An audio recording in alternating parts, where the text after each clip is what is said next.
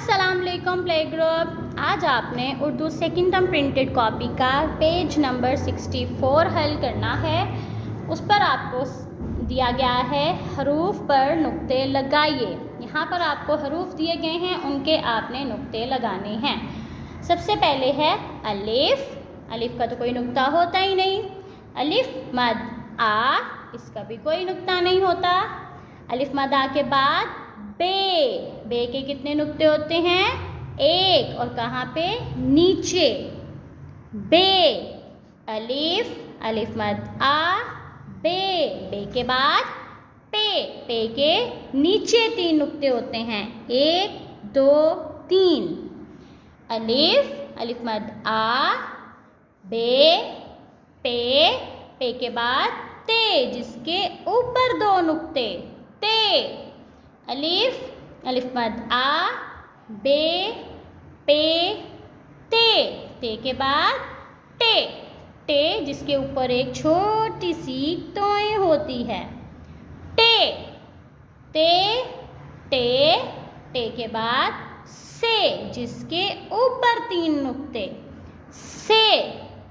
अलिफ, अलिफ मद आ, बे, पे, ते, टे, से के बाद जीम।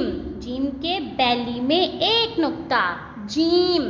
जीम के बाद चे, जिसके बैली में 3 नुक्ते, जीम, चे। चे के बाद हे। हे का क्या कोई नुक्ता होता है? नहीं, ना उसके बैली में होता है, ना ही उसके ऊपर होता है। हे का कोई नुक्ता नहीं होता। जीम, चे, हे, खे। खे का कोई नुक्ता होता है? हाँ जी, खे का 1 नुक्ता होता है। और कहाँ होता है? ऊपर। खे। अलिफ, अलिफ मद आ, बे, पे, ते, टे, से के बाद जीम, चे, हे, खे। अब अगले सवाल पर जाते हैं। अगला सवाल आपको दिया गया है इमला का। इमला करनी है आपने अलिफ से लेके खे तक की। यहाँ पर आपको 6 लाइंस दी गई हैं, 6 लाइंस। इन पर आपको आपकी मामा लिखवाएंगी और वो आपने खुद से करनी है। मामा आपको ये नहीं कहेंगी बेटा यहाँ पर बे लिखो, बे के नीचे 1 नुक्ता होता है, या आपको वो पिक्चर दिखाएंगी बे की इस तरह का होता है। नो, आपकी मामा आपको सिर्फ बे लिखवाएंगी, आपने यहाँ पे खुद से बे लिखना है।